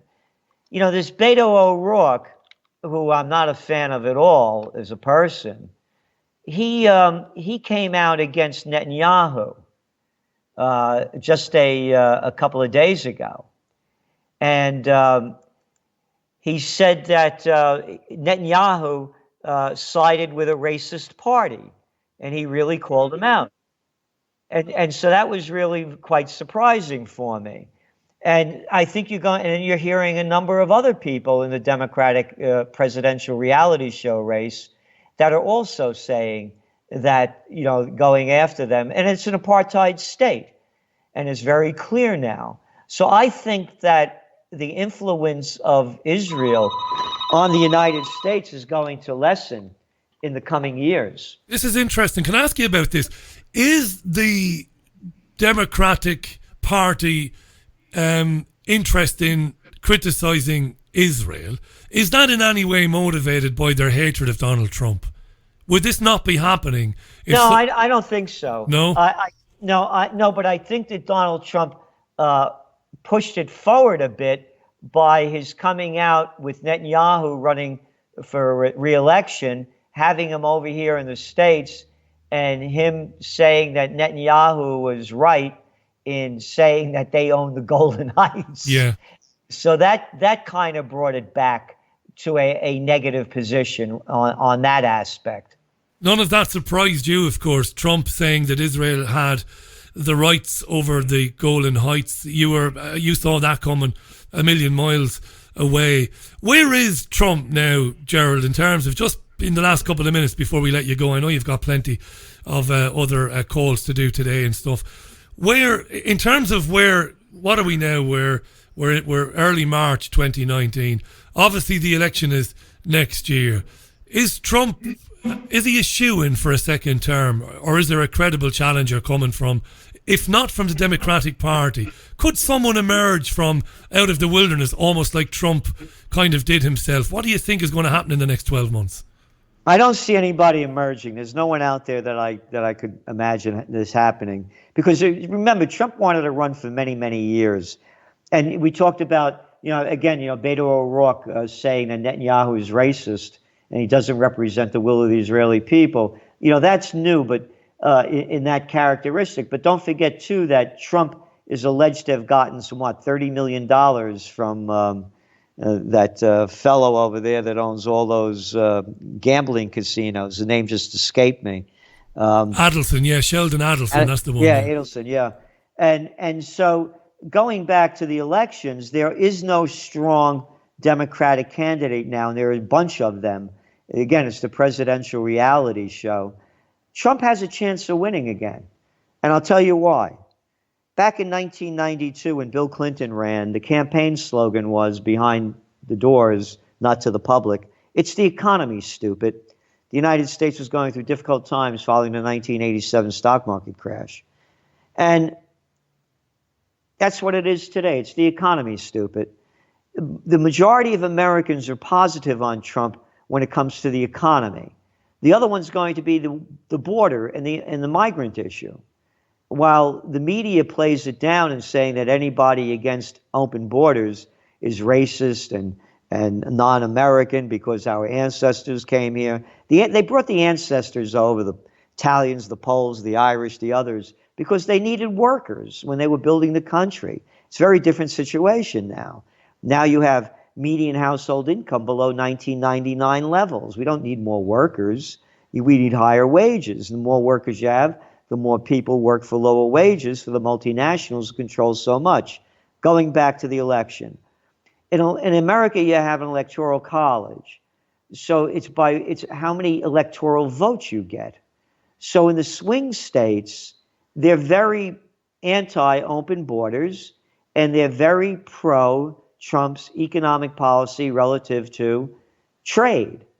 So he may win enough of those swing states, as he did, losing the popular vote to Hillary Clinton, to get reelected. Even though there's a massive amount of people that dislike him, they're concentrated more in the major cities.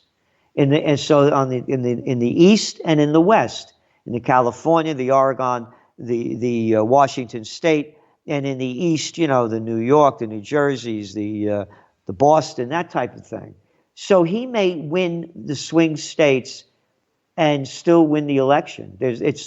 To me, it's still up in the air. It's still up in the air. And the absolute final question, sorry to do this for you now, 30 seconds. No. I love being on with you. Well, thanks for that, Gerald. We love having you.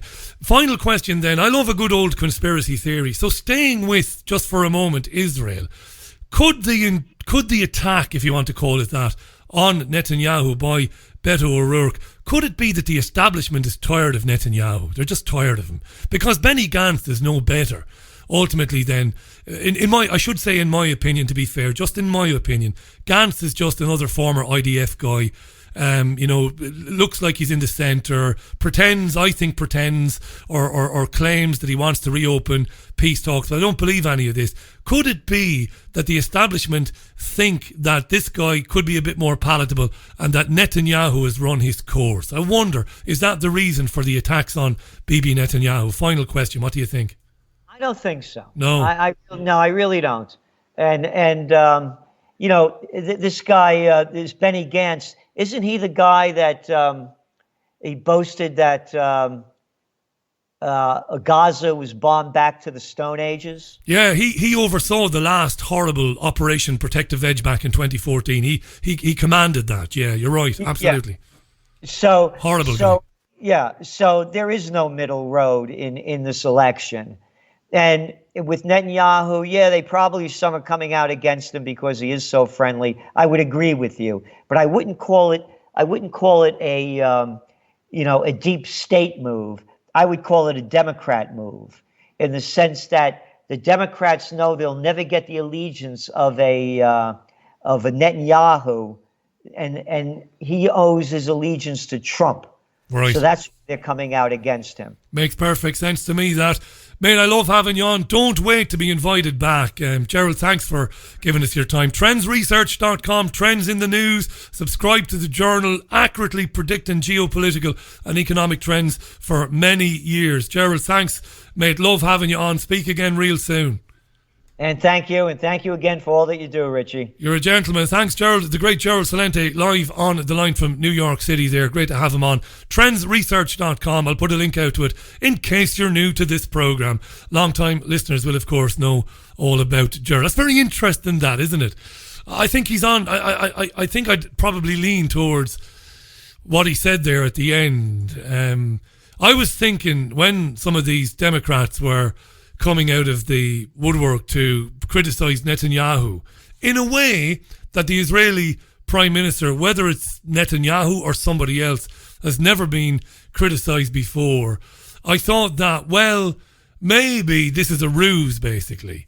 They want to get Gantz in because Netanyahu is so obnoxious anyway, and he's been around for so long, that let's get some criticism of him. That creates a false narrative that there is genuine criticism of Israel in the United States, which there isn't. Not in politics anyway. Yeah, Ilhan Omar, of course, came out and said what she said, and more power to her for doing so. But generally across the American political spectrum, there is no general criticism of Israel. We've seen what's happened to people who've taken on the Israeli lobby, namely, of course, Cynthia McKinney. Of course, being the obvious one. So it's an intriguing situation, that. I'm going to take a tune. When I come back from that, I'm going to read some of your tweets because lots of them came in. I've got lightning seeds lined up. Yes, indeed. It's the lightning seeds on the Richie Allen Show. 12 and a half minutes, 13 and a half minutes even. To the top of the hour, it is Tuesday, April 9th. So your comments are next. Keep them coming in. Plenty of time to tweet me. It's at Richie Allen Show. So as I said, tweets after this from the Lightning Seeds. Music from the Lightning Seeds on the Richie Allen Show. A song called Sense. It's exactly 10 minutes to the top of the hour. Oh yeah.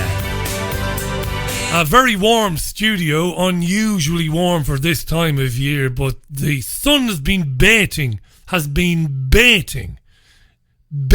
It's been beating in the window of the studio all day, so it's a warm old studio. Hi to Phil in Florida, my old pal. Phil, that song is called Sense, as in Richie Allen has very little sense, and it's by the Lightning Seeds. Phil is in Florida. I don't think the Lightning Seeds made it to Florida. Very successful Liverpudlian band, must be said. Very good band. Saw them live several times over the years. Most recently in Manchester a couple of years ago, they supported Madness about 3 years ago, because Madness have been back since. We love Madness. The future herself and myself love Madness. Madness have been back since, but yeah, the Lightning Seeds, brilliant. Mr. Brody, brilliant. Sense is the song, Phil. Download it there. It sounds like it's got you. Good song, great tune. Thanks for the tweets that came in during the chat with Gerald. Patrick seems to think, I like Patrick's tweets, but I disagree with him. You see, I think it's the Neo thing. We're never getting out of this madness. We're stuck in this mad matrix. Patrick thinks we will have the cabal on a piece of toast eventually. Richie thinks we won't be leaving the European Union, but he's wrong, says Patrick. Maybe not this round. But many of us won't let this Brexit betrayal pass, and the UK will be the trendsetter, says Patrick. And Patrick, of course, nobody made me the doyen of the alternative media. Nobody made me an expert. I'm not an expert. I hope I'm wrong and I hope you're right. But I don't see it, Patrick. But I'm not going to editorialise there because I've had my say, my friend, and you've had your say. On Thomas Mayer and Joe Cox, Murray says, how are you, Murray? Mayer had a trial but said nothing. And his lawyer said nothing in his defence. And his family were told not to attend court. Could it have been some body double in court there, asks Murray. What I remember most about the arrest of Thomas Mayer was his neighbours. Now, often when somebody is arrested for a shooting or for a high-profile murder, you do get the occasional, his mum will say, I can't believe it, it was so out of character, and maybe some of his friends will say, I can't believe it. With Thomas Mayer, it was striking how many people came forward, including a nurse, a registered nurse, who lived near him and lived very near him. And she flat out said she didn't believe it was him. I don't believe it. I can't comprehend it, she said. He was a really lovely fella. He was very active in the community. He was known to be nice and gentle and kind and sweet. And a lot of other people said that as well. And at the time, there were certain independent media types who suggested that there might have been a psychotropic medicine link to Thomas Mayer. I don't know, I don't know. I remember when Lee Rigby was murdered, there were certain people, one person got jailed, or at least was fined heavily, might have been jailed, for sending communications to Lee Rigby's mother, suggesting that it was a complete hoax and he never died. And look, I just find that ridiculous. People do get killed. Yes, sometimes it is Party A killing somebody to make it look like Party B did it, the essence of the false flag. But there are people in the independent media who take it very far with hoaxes and never happened and all this sort of stuff. I believe Joe Cox was murdered. Did Thomas Mayer do it? He might have done. Was he under the influence of something? Maybe he was. Was he influenced by a third party? Because it's alleged that he shouted nationalist slogans as he was stabbing Joe Cox and shooting her. It's a very bizarre case, and the timing of it was incredible. There are those who say that it was designed to throw the vote for Remain. But again, it's very easy to make these proclamations. And I'm not saying that it's not smelly. Of course it's smelly. But how can you proclaim that you know everything? Oh, yeah, the deep state did it to persuade everybody to vote Remain. What, any proof, by the way? Seeing as you said that, would you give us some proof? Even some circumstantial evidence? Oh, you're just a fucking shill, Richie. No, I'm not saying it's impossible. I would just like to see some hard evidence. Then I could maybe go on the radio and not make a complete tit of myself. See, I won't say that it was a hoax or a false flag because I don't know. But it was smelly. I will give you that, Murray. It was a very smelly thing. No doubt about it. And that's all I can say because I know nothing else. Her ex-husband, Brendan Cox. When I say her ex-husband, that's unfair. Why did I say that? I don't know. Her widower. Very interesting man. And some of the things he said and the way he behaved in the days and weeks after she died was bizarre. But I could put it down to somebody being absolutely destroyed with grief, having found out that his young wife had been murdered. But there's a lot going on. But look, the mainstream media just basically wraps it up, puts a bow on it and says, there you go. There is no investigation.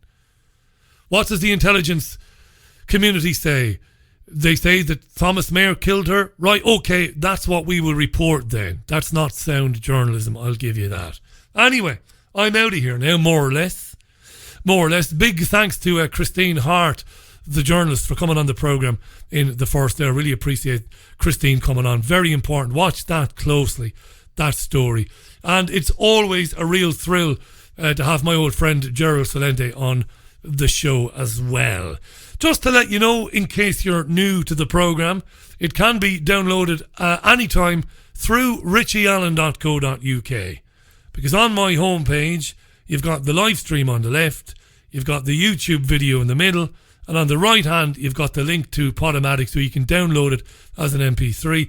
The programme, of course, is available on iTunes and on Spotify as well, if you want to find it there. It's a nice way to share the programme on social media. Use iTunes, Spotify or Podomatic. And for the meantime, or for the foreseeable future, until I get tired of doing it, because there is no gain in it, I will continue to upload the programme to YouTube every day for the time being. But it is a pain in the arse, and there's nothing in it for me. Right? Okay. Yeah, alright. Okay, I've said it. Right, okay. A lot of comments coming in about Thomas Mayer, by the way. And look, maybe we'll revisit that again in the near future, but it's difficult. What do you say? Where's the proof? You know, this is the thing. It's difficult with the resources available to me. You can allow people speculate only up to a point, then you've got to stop them and say, listen, give me some bloody evidence. All right, thank you. I love you for listening. Thanks for listening. It wouldn't be anything if you didn't listen. See you tomorrow on the Richie Allen Show for Wednesday at 5 p.m. as usual. Leaving you with the great Satchmo. Proper genius here. Louis Armstrong. Closing out the Richie Allen Show. Look after yourselves and one another. See you tomorrow. Bye for now.